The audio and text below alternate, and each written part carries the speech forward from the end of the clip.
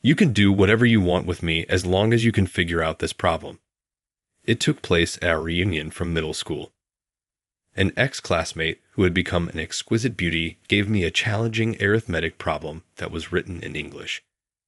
In middle school, she bullied me. This was probably simply a continuation of that. This issue is referred to as the master demon, and very few people even solved it at the International Mathematical Olympiad. But you should be able to figure it out quickly, given how much of a study nerd you were back then, right? Yes, I did manage to solve it. What did you just say? Wait. I claim to have found the solution.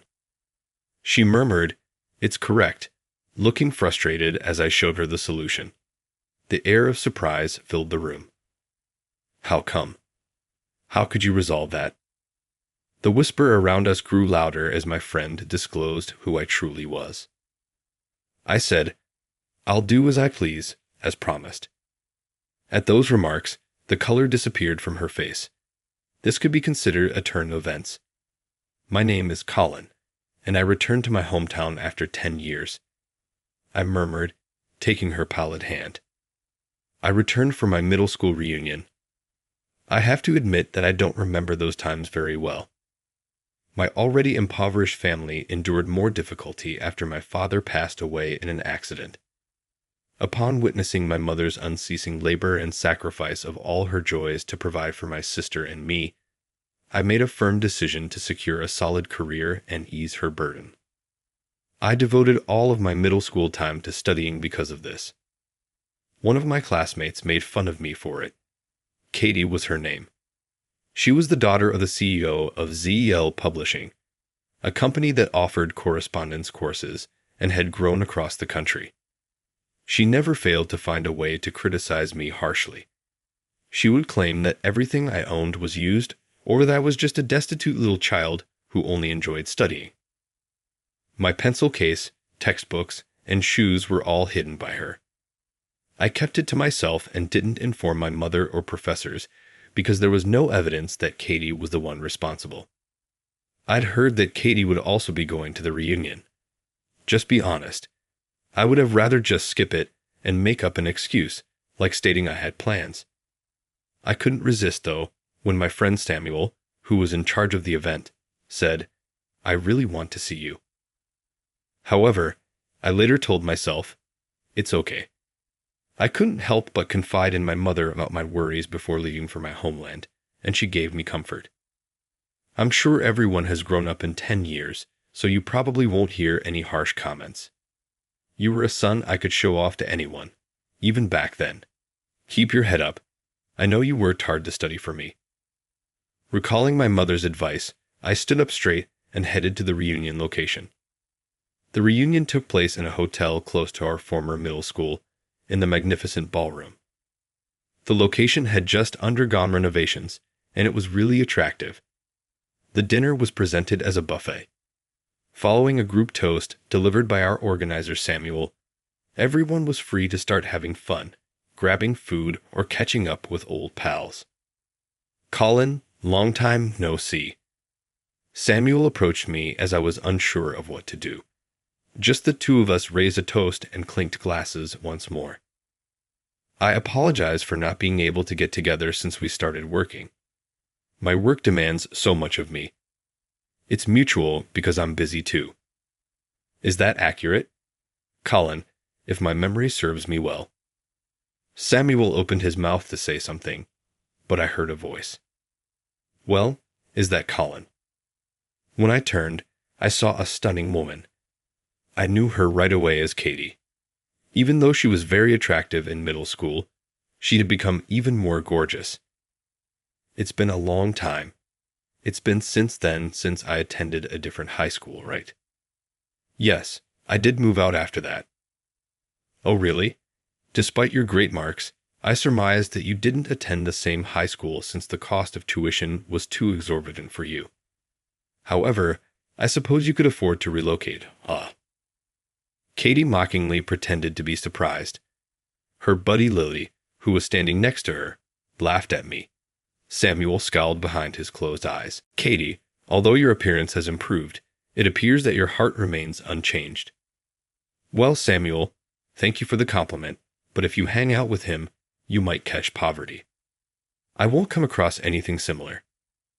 It's all right, Samuel. Now. I'm all right. Samuel attempted to defend me until I soothed him. And with that, Katie looked back at me. Your timidity has not changed at all. You mean that at the time I was the one hiding your belongings, you couldn't even tell anyone. So, it turned out to be you. Colin stated he lacked proof, so he remained silent. So what about this then? You can do whatever you want with me as long as you can figure out this problem. At that point, Katie took out her phone and presented it to me. Samuel gave it a couple taps before taking a side view and pulling a look akin to having ingested something bitter. Whoa, an English language issue. You can't fix it if you can't even read it.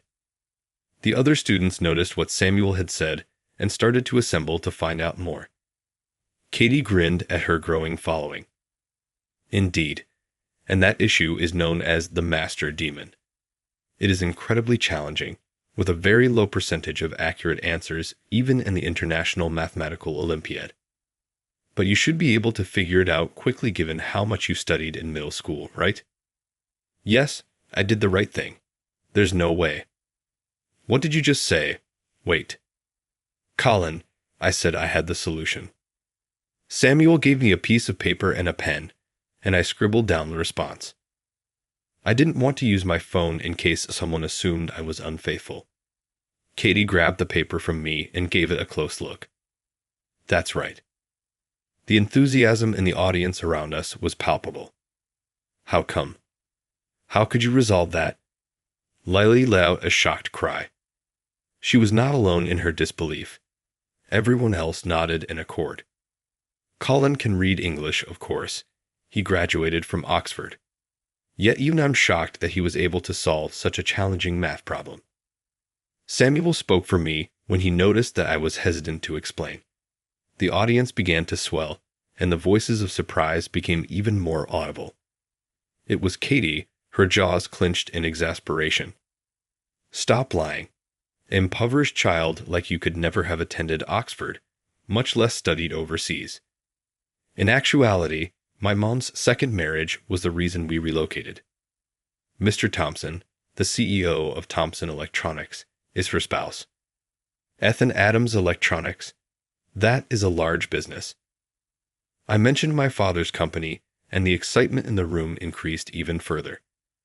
My dad urged that I aim for Oxford University after seeing my marks, even though I had given up on finishing high school. Consequently, I left Japan to attend high school abroad, worked hard in my studies, and was accepted into Oxford. So, Colin, what are your next steps? I'm a consultant for my dad's business. I occasionally accept projects from different businesses. Whoa, that's quite amazing. More and more people started to assemble as word got out.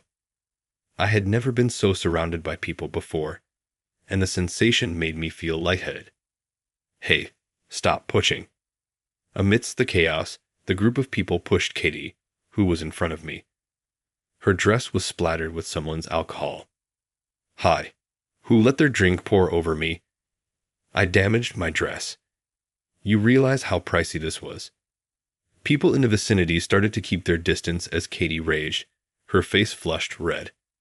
Katie gave everyone around her a fierce gaze as no one would admit to being accountable. Lily was standing in front of her. She had a snide look on her face, aimed toward Katie. Sorting so much for a small spill. Katie, you must be under a lot of stress.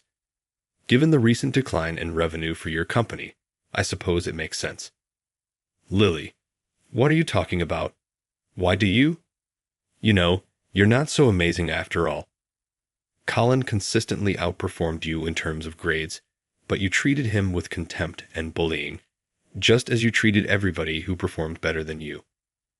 That's what I've always detested about you. Simply because you were the daughter of a successful CEO, you gave off an air of grandeur. Did your father also pay for your entrance into high school and college? Lily's remarks made Katie's face look pale and red at the same time. Lily's smile got bigger as she saw her response. By the way, Katie, didn't you just state that if Colin figured out the problem, he could do whatever he wanted with you? Colin, what are you going to do? Maybe she's suitable for a one-time fling before you discard her because she has the beauty. That took the color right out of Katie's face, and Lily put her arm around mine. But I would feel envious, even for a single instance. Why not pick me instead if you're going to do that? I'm sure I can genuinely please you, unlike her. I looked at Katie. She was holding the hem of her soiled dress tightly, biting her lip in irritation.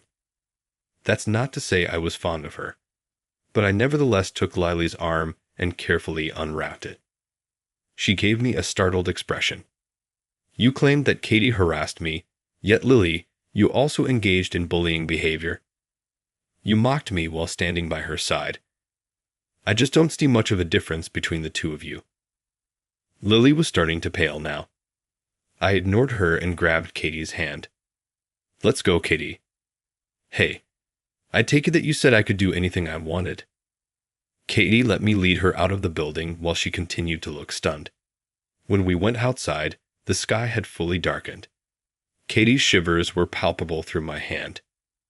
We reached the closest station. I looked up at her. Katie, take that off. What? You pervert, what are you talking about?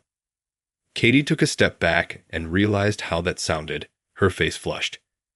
Hurrying to explain, I said, No, I didn't mean to say that. If you continue to wear such damp clothes, you will get a cold. Up until yesterday, I was in England, and my sister asked me to bring some clothing back from there. You can slip into one of those as your heights are approximately the same. I went to the locker to get the paper bag I had kept there and gave it to Katie. She opened the bag, looked inside, then went to use the station's restroom. I'm done changing. I was shocked when Katie came back. She changed into an outfit with a deep V-neck that showed off a good deal of cleavage. What? You're the one who gave me these clothes. I instantly looked away as Katie tried to cover her chest after blushing. Although I had seen the outfit before I purchased it, I was unaware of how revealing it was. Actually, my sister had just revealed that she was seeing someone. I assumed she was planning to wear it out on a date. It made me feel a bit conflicted. Katie looked up at me with hot cheeks as I turned around and tugged gently at my sleeve. Hey Colin, would you like to grab another drink if you're game? Take it as a thank you for assisting me with my wardrobe changes. Well, if you're okay with it, Katie. We eventually came to a tiny tavern by the station in the back streets. Since none of our old classmates from the reunion were likely to visit, there weren't many other patrons. Katie didn't have to worry about getting caught drinking. Once our nibbles and beverages arrived, we had a quiet moment. I tried to think of anything to say, but I was at a loss for words. While I was scratching my head, Katie sighingly put down her cup. Colin, you have to be secretly laughing at me. It's quite sad where the girl who tormented you so much has ended up. I turned to face Katie, who was grinning sorely. She put her chin on her hand and requested another drink.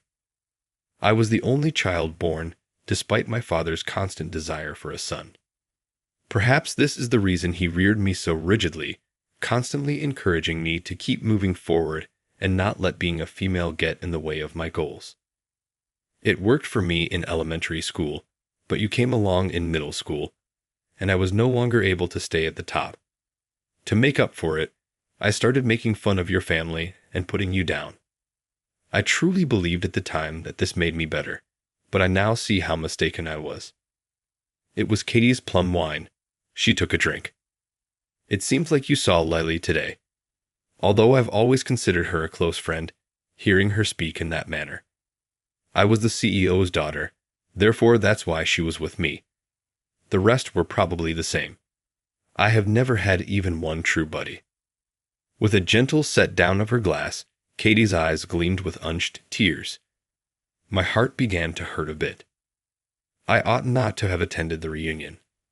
I wouldn't have felt so depressed or had to hear Lily's actual feelings if I hadn't. I don't think that's true. Katie scowled at what I said. Eventually, you would have discovered Lily's actual emotions. I believe it is better that it took place now. It hurts more the longer it takes. And if you find yourself at your lowest point yet, there's only one direction to go. Upward. After staring at me in disbelieving silence, Katie started to cry. Colin, you're such a good person to think you'd comfort someone like me. Her weeping did not seem to be going to stop. I reached inside my bag and pulled out a rumpled handkerchief, which I gave to her. Sorry, I didn't mean to start crying like this. It's all right. It's better to cry when necessary. She started crying even more after that. The proprietor of the pub regarded us with suspicion, which alarmed me a little. Maybe we ought to go outside now. Taking a breath of fresh air could help you relax. With a nod, Katie continued to hold onto the handkerchief, and I guided her out of the pub. We were greeted with a chilly early summer breeze. Steering clear of the livelier parts of town, we strolled toward Katie's house.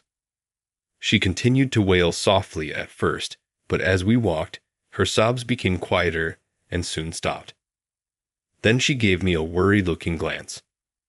Colin, are you not planning to board a train? You don't have to walk me the entire distance because my house is located in the opposite direction from the station. I would never allow you to walk home alone at night. I will ensure your safe return home. Katie's eyes filled with tears once more, but she held back this time. We kept strolling alongside each other. We soon found ourselves in front of Katie's residence. Colin, I appreciate you walking me home. Thank you so much. Katie, good night. A tiny tug on my sleeve stopped me as I turned to return to the station. I guess we could get together again sometime. I felt a sudden rush of warmth run down my body as she stared at me with those still moisturizing eyes and her cheeks flushed slightly. You know, I still have to give back your clothes and handkerchief.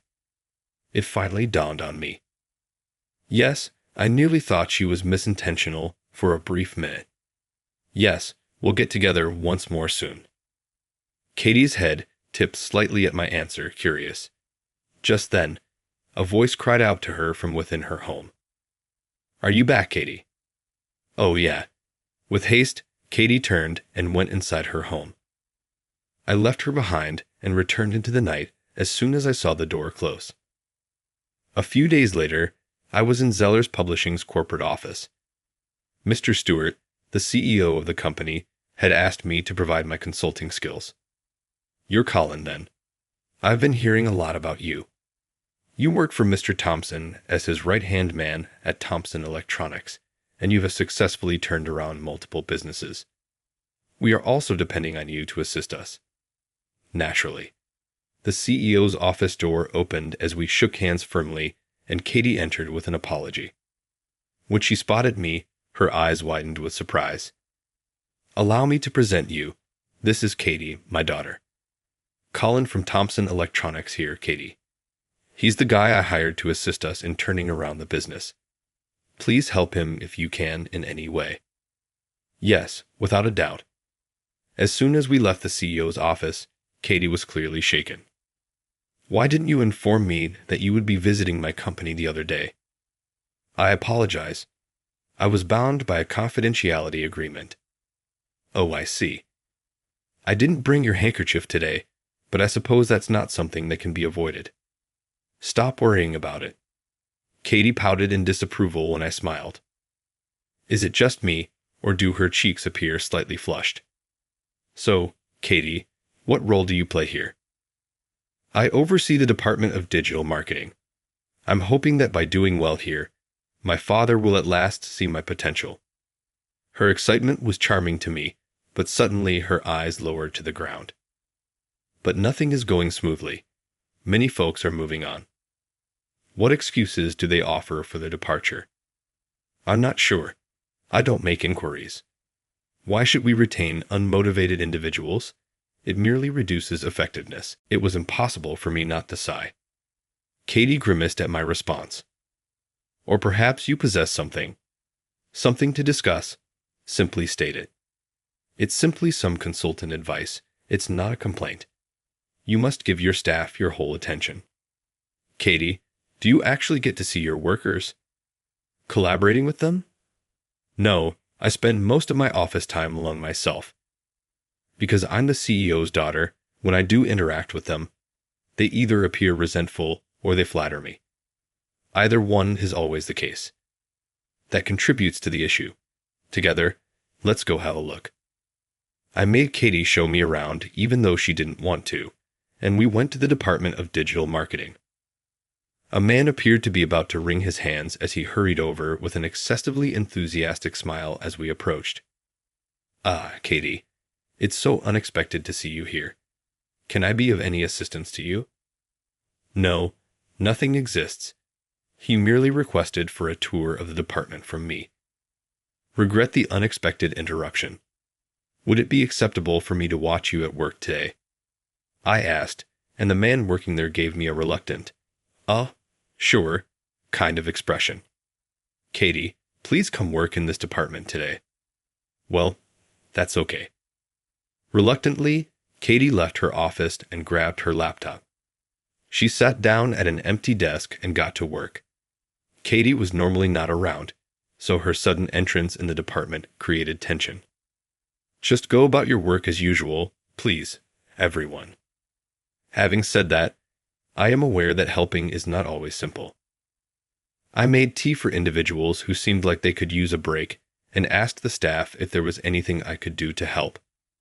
By the time lunch was finished, the mood had somewhat subsided and people had grown accustomed to Katie's presence. One of the female employees' phones rang during that period.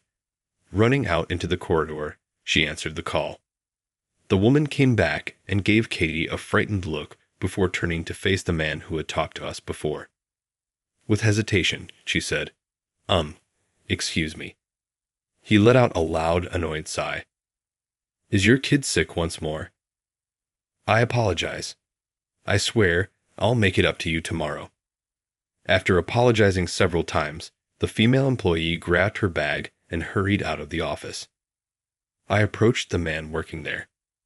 Is this something that usually happens to her? Indeed, it is. Our job is delayed every time she departs, therefore it's a serious issue. He sighed wearily. It would be easier to manage if we knew ahead of time that she would be absent. After all of that, plus other things, the workday came to an end. While a few workers stayed for overtime, the majority went after an hour. Katie, after spending a day in department, what are your thoughts? After the room was empty, I asked her. She appeared distressed. Well, I believe that woman who left early today might be the next to quit. Though I knew there were others here balancing job and family responsibilities, I was unaware of their feelings of guilt about departing early. Katie called that woman worker into her office the following day. The worker reappeared after approximately 30 minutes, appearing rather relieved. After that, Katie called in the other workers who were also juggling work and children, and she spent around half an hour with each of them. She beckoned me into her office after the last person departed. I paid attention to what they said. Most of them agree that it would be easier for them to leave when necessary and that, depending on the circumstances, they might begin work earlier or later. I understand. Then, how about putting in place a superflex time system? What? As of right now, the company requires employees to work from 9 to 6. The employees could set their own start and end times under a superflex time arrangement. If need be, they might even depart during the day, depending on how their hours are established. That seems like it might take care of the issues they brought up. Katie put her hand on her chin, lost in contemplation. I would like to put this to my father.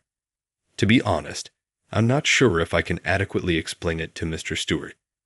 Are you going to accompany me? Naturally, of course. We went to the CEO's office together and discussed the concept of a superflex time system, including its advantages and possible disadvantages. We recommended that the Department of Digital Marketing conduct a trial run. Mr. Stewart stated, "It's a little hazardous, but since Colin suggests it, let's give it a shot." However, We'll discontinue it right away if performance declines or doesn't get better." The CEO concurred. Katie smiled broadly at his endorsement. The digital marketing department's Superflex time system trial was an overwhelming success. Not only did the mothers commend it, but so did other workers, stating things like, "It's made caring for my parents easier, and I don't have to deal with crowded trains."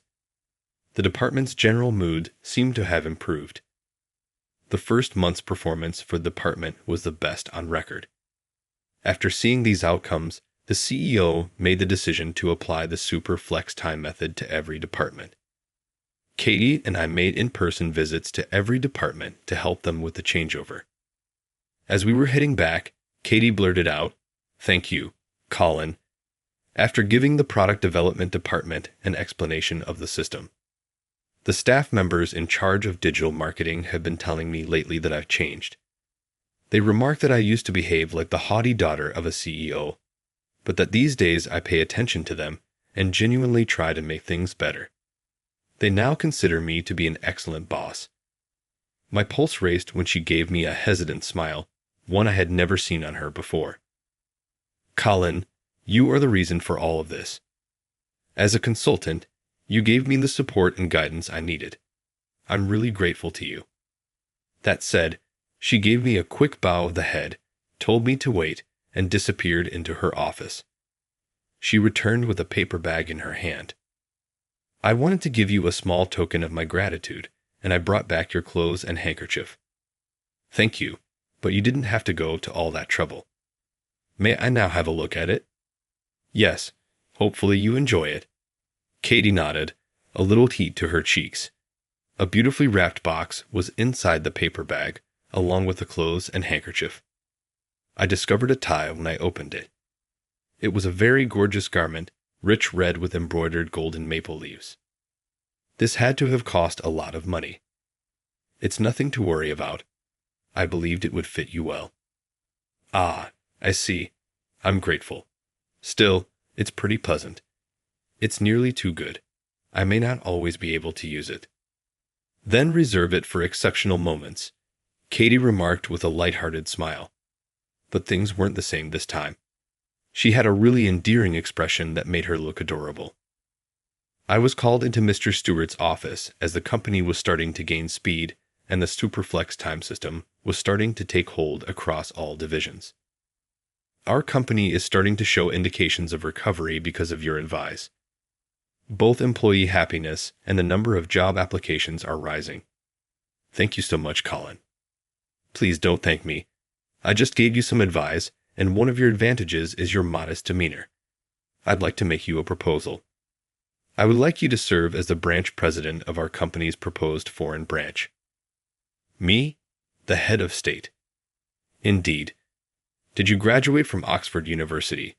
Thus, your English ought to be flawless. You seemed like the best option to me. Do you not wish to go beyond consulting and assume a position of leadership in the international arena?" His remarks caused me to wrinkle my brows in doubt. "Mr. Stewart, though, what about Katie? Your daughter deserves to be president because she was instrumental in this achievement." "Oh, Katie? No, she isn't competent. The idea that she could manage it is ridiculous. That would be one thing if she had thought of this on her own, but she didn't, did she? She would be more effective running a small regional office." Even though he wasn't talking about me, shock and rage shot through me. "Give me some time to think over this offer." "Naturally. I hope to hear back from you favorably." I experienced a tiny discomfort as I watched Mr. Stewart merrily wave me off with a smile. I entered the hallway, still feeling bad, and then abruptly halted. Katie stood directly in front of me, looking pale. "Katie, did you hear the conversation we had?" Before I could finish my remark, she gave me a curt nod. She then forced a smile at me, one that seemed ready to crack at any second. "That's incredible, Colin. You are truly extraordinary. Proceed to assume the role of president. You and my father can take care of the business." She turned away swiftly after that. Something glistened and dropped to the ground. I stretched out and grasped her arm without thinking. Give me up. Katie averted her eyes from me and her voice faltered. Let's talk in another location. We went outside into the back garden of the business, and I held on to her arm. We don't have to worry about getting noticed because not many people visit this location. I wasn't shocked to see that she was crying when I turned to face her. It's not like you to tell me to take command. Do you really believe this is the appropriate thing to do, Katie? You've put in a ton of effort to get this stage. With a little of lip, Katie looked down. She then gave a head shake. It was insufficient. My efforts were insufficient. Colin, I should have worked just as hard to get into Oxford as you did. That is untrue.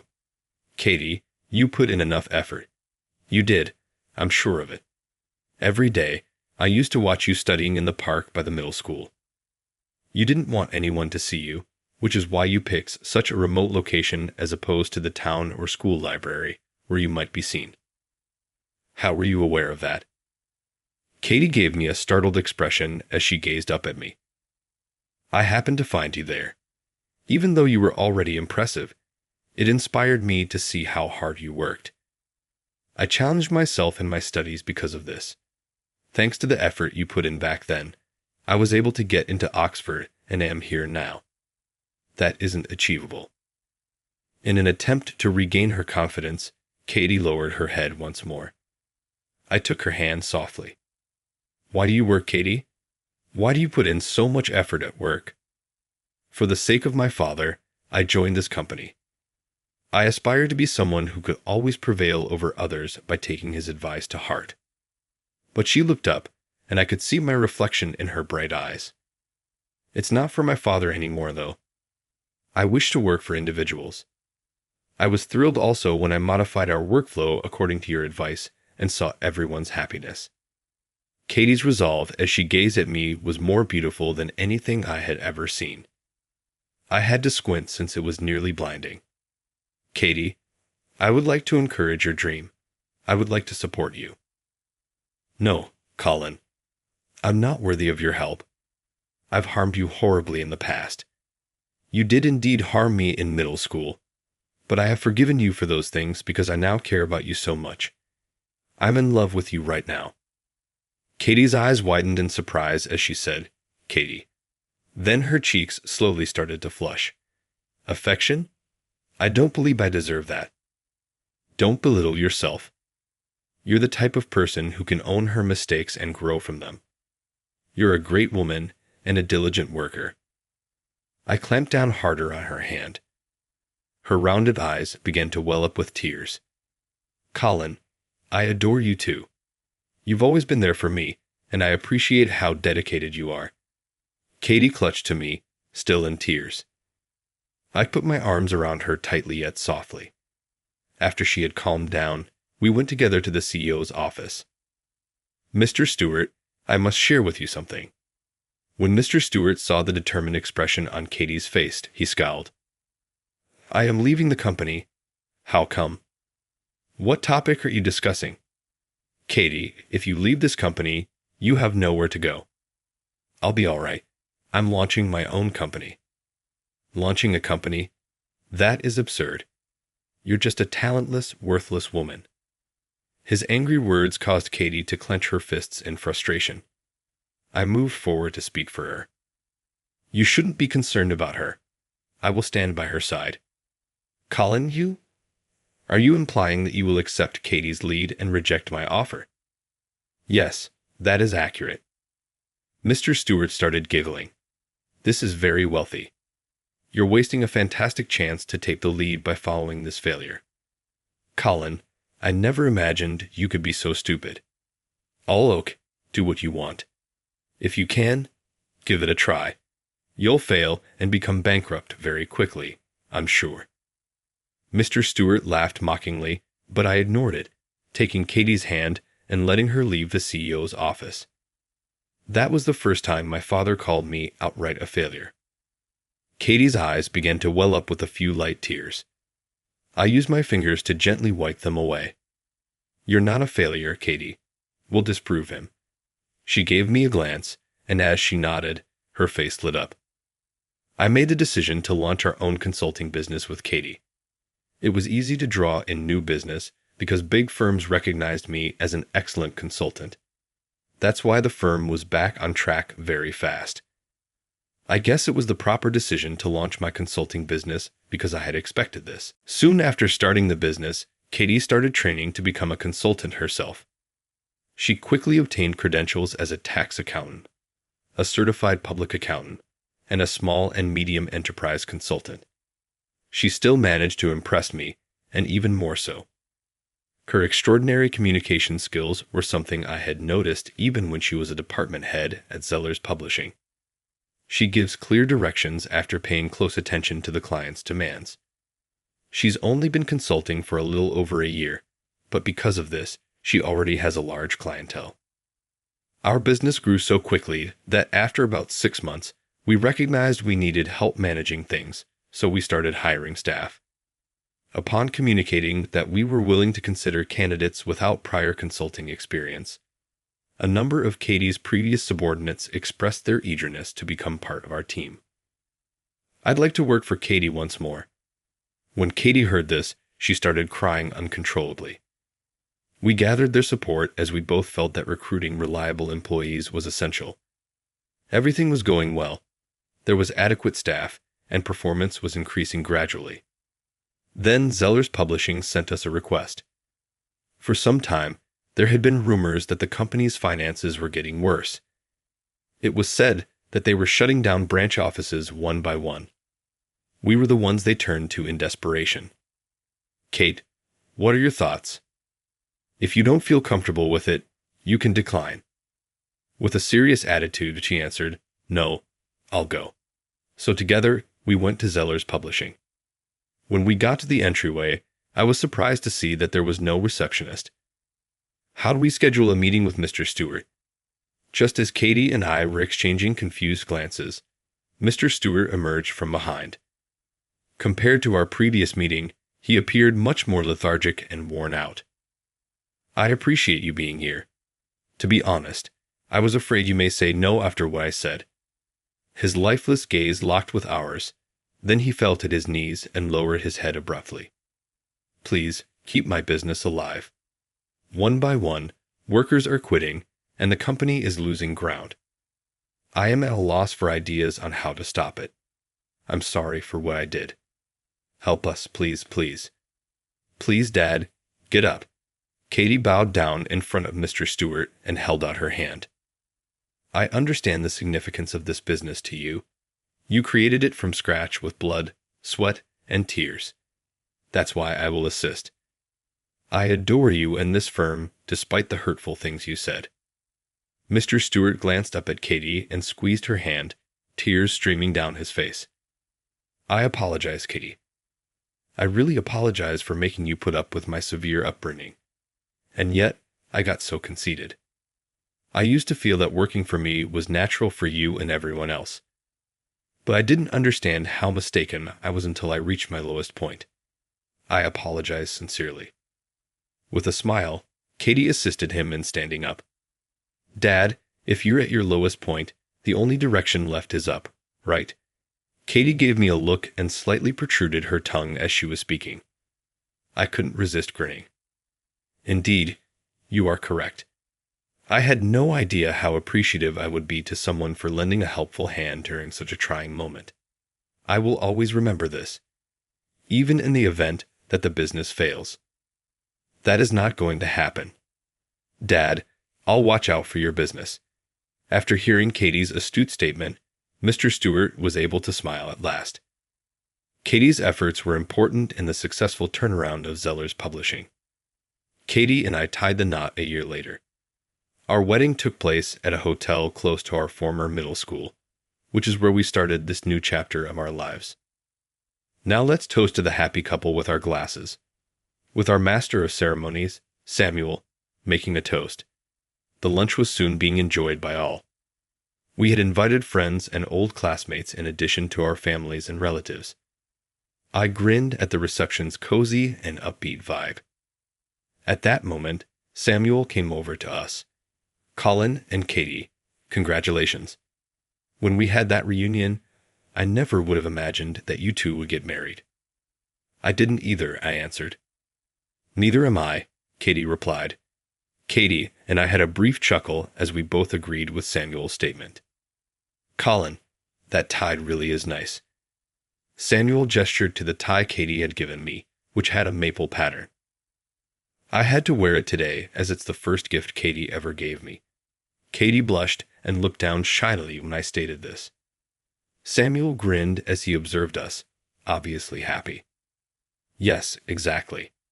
Hello, Lily."